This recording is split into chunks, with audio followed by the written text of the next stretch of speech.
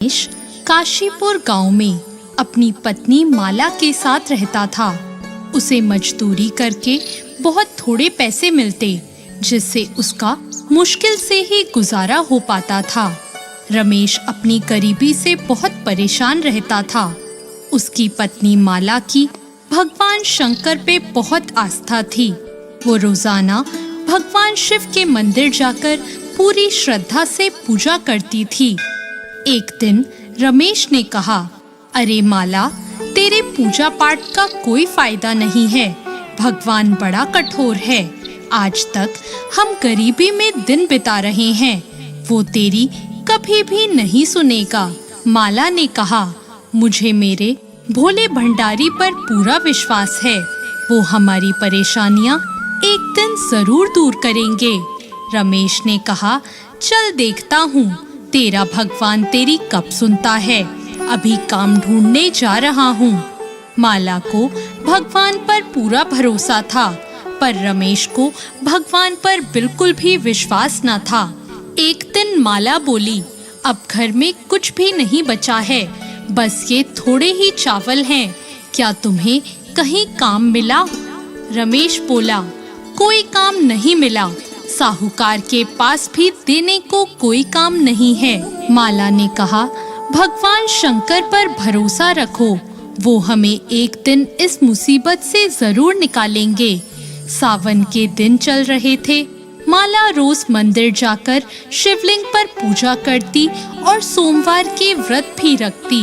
माला को एक रात भगवान शिव सपने में दर्शन देते हैं और कहते हैं, माला, मैं तेरी पूजा से प्रसन्न हुआ।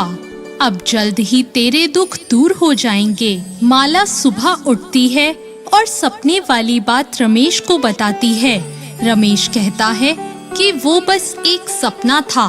फिर रमेश साहूकार के पास काम ढूंढने चला जाता है, पर आज भी साहूकार उसे काम देने से मना कर देता है।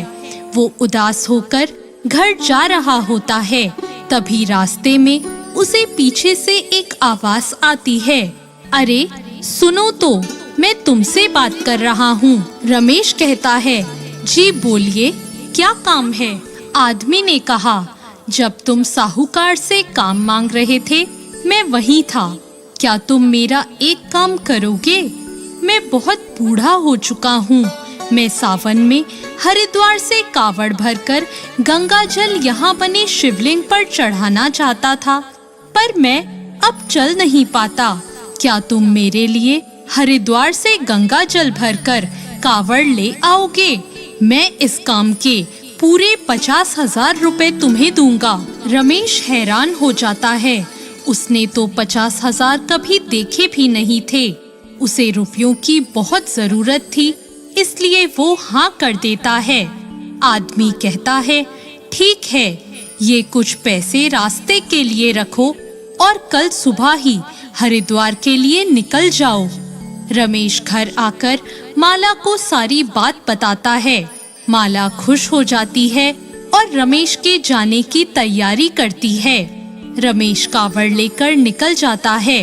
वो तो इसलिए कावड़ लेकर जा रहा था कि उसे इस काम के 50,000 मिलने वाले थे। वो हरिद्वार पहुंचता है और गंगा जल भर लेता है। वापस आते वक्त उसे एक आवाज सुनाई देती है, कोई पानी पिला दो, मैं अंधा हूँ, मुझे बहुत प्यास लगी है। रमेश आवाज सुनकर रुक जाता है। वो कहता है, मेरे पास पीने का पानी नहीं है, बस ये गंगा जल है। अगर मैं ये जल इन्हें पिला दूंगा तो उन बूढ़े बाबा से क्या कहूँगा? पर मैं इन्हें प्यासा भी तो नहीं छोड़ सकता। मैं इन्हें जल पिला देता हूँ और उन बूढ़े बाबा को कह दूंगा कि मैं जल नहीं ला पाया। लगता है मेरी किस्मत में पैसे थे ही नहीं। और रमेश सारा जल उस प्यासे व्यक्ति को पिला देता है। वो प्यासा व्यक्ति जल पीकर बहुत खुश हो जाता है और रमेश को एक पोटली देकर कहता है कि ये लो, इसे घर जाकर खोलना और देखना माला तुम्हारा इंतजार कर रही होगी। रमेश घर की तरफ निकल जाता है और गांव में पहुंचकर उस बूढ़े आदमी को ढूंढता है, पर वो बूढ़ा आदमी उसे कहीं नहीं मिलता। फिर वो साहूकार की दुकान पर जाकर कहता है कि जब मैं आपसे काम मांगने यहाँ आया था तो यहाँ एक बूढ़े बाबा थे, क्या आप बता सकते हैं कि वो कहाँ हैं? साहूकार कहता है कि ऐसा कोई बूढ़ा आदमी कभी उसकी दुकान पर आया ही नहीं। रमेश हैरान हो जाता है और घर जाकर सारी बात माला को बताता है।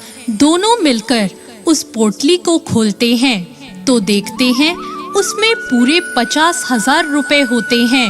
वो दोनों ये देखकर हैरान हो जाते हैं। उसे याद आता है कि उस बूढ़े बाबा को मेरी पत्नी माला का नाम कैसे पता था। वो समझ जाते हैं कि ये सब भगवान शंकर का ही चमत्कार है और ये सब खेल भोले बाबा का रचाया हुआ है। जय हो भोले बाबा की।